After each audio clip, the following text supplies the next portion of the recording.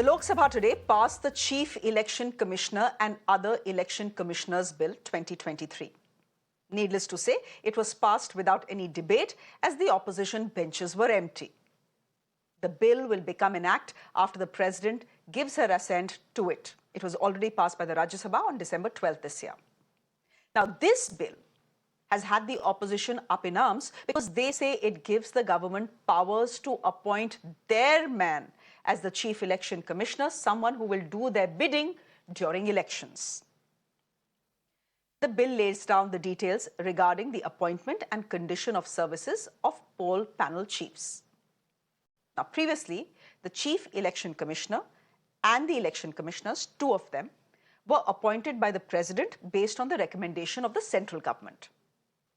Now, under the soon-to-be Act, a three-member panel will decide the final name. The committee will include the Prime Minister, a union minister appointed by the Prime Minister, and the leader of opposition in the Lok Sabha. So that's three. In short, two people who pick the Chief Election Commissioner will be from the centre side and one from the opposition. This singular clause directly supersedes the Supreme Court's March ruling, which had stated very clearly that the panel to pick the names will include the Prime Minister, the leader of the opposition in the Lok Sabha, and the Chief Justice of India. The court had passed the order to ensure independence in selection of the election commissioners. Now, another big feature in this new bill is that the Chief Election Commissioner and the election commissioners are protected from legal proceedings during their tenure, provided the action by them took place while they were discharging their duties. Let me go straight across to someone who understands this well and who can explain to our viewers what exactly is the problem with the bill that has been passed. S Y Quraishi, former Chief Election Commissioner of India, joining us on the broadcast. Mr. Quraishi, thank you very much for your time. Could you help me understand what exactly is the problem with the CEC bill that has been passed by the Lok Sabha today without any debate?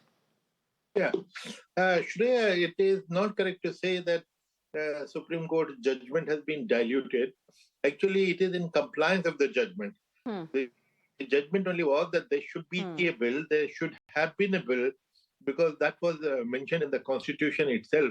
Article 324, bracket 5, that the appointment will be done subject to a law made by Parliament in due course, which never happened.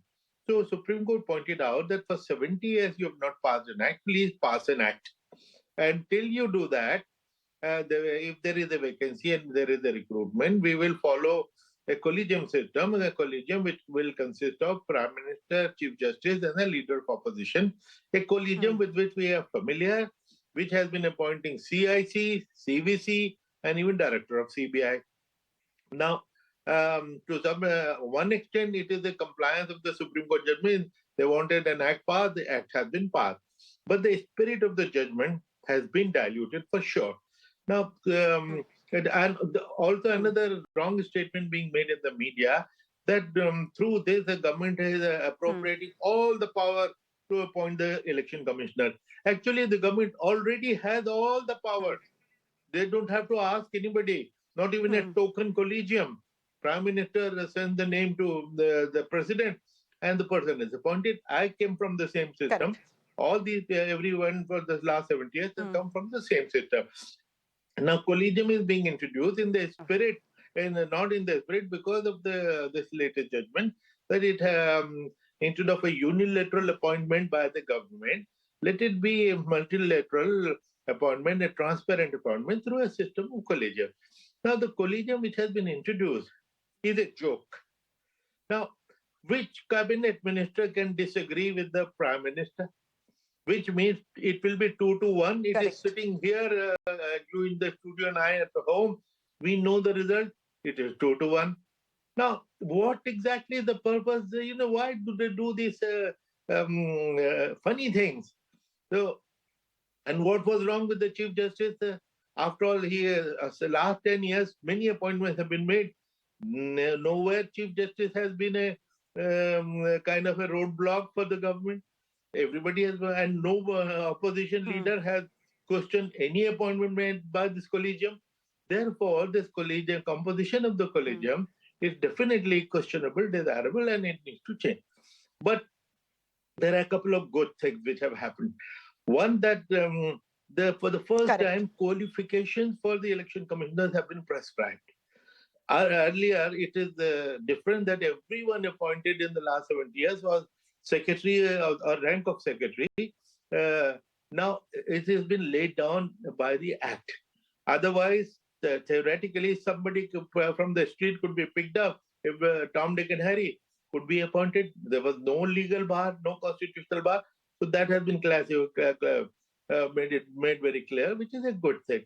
And the fact that only secretary level officers, which shows that they have the experience, they have the capability, that's the right qualification.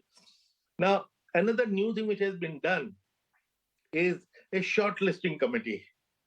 A committee will shortlist 5 names from which the person will be selected. Now, this shortlisting in the original bill Correct. 2 months ago was headed by the cabinet secretary with 2 other secretaries.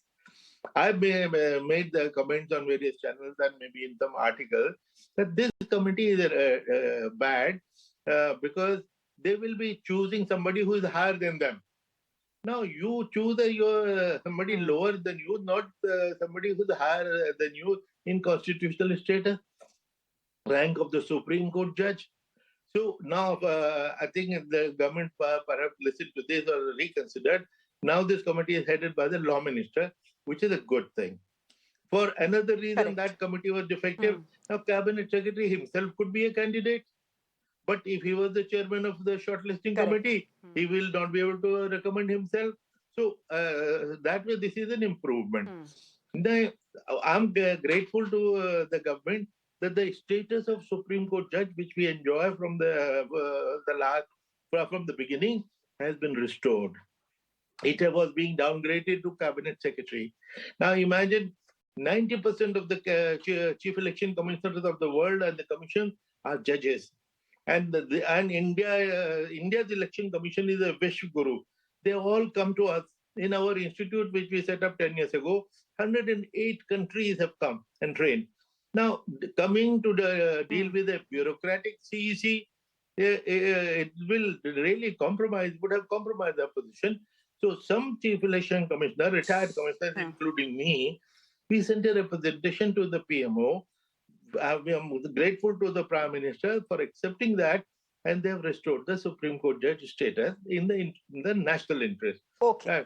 So that's a good thing. Another new thing and a good thing which has been done is that the commissioners have been protected from criminal proceedings against them, because in the last 2-3 years, what happened was one high court, I think Madras High Court, said that criminal murder cases should be filed against Chief Election Commission because they're conducting election during COVID.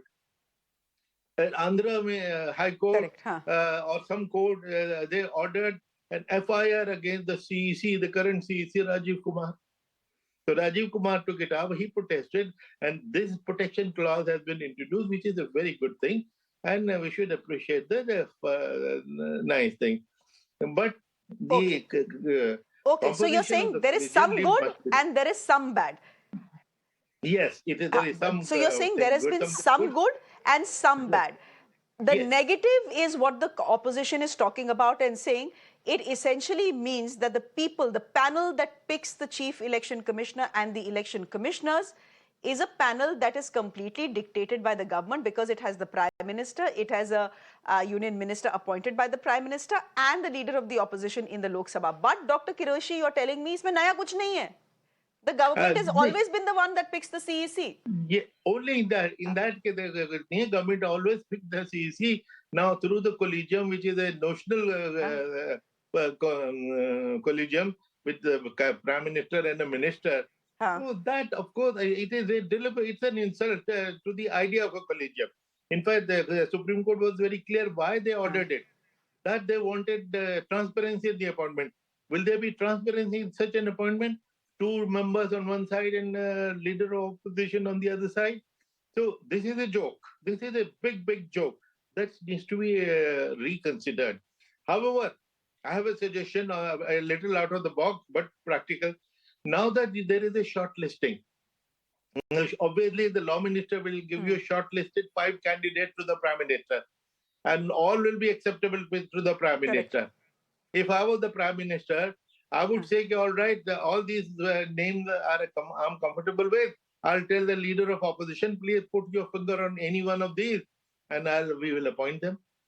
So let it be unanimous decision of the collegium, and leader of this will be very good optics. The leader of opposition will feel good, and at the same time, But he will not be bringing in a in the surprise or current a shock on the government, political because all scenario, 5 are in any case are chosen by the government. Mr. Qureshi, given the current political climate, I doubt that is going to happen. Do remember, in the last 3 days, there are 146 opposition MPs who have been suspended from parliament. Baki to chhodiye, to bahut badi baat ho gayi. But thank you very much, Dr. Qureshi, for joining us on the broadcast and explaining to our viewers what the good thing is about the CEC bill that has been passed, but what is the negative as well. It is important to keep both in mind. Thank you. Thank you very much, sir.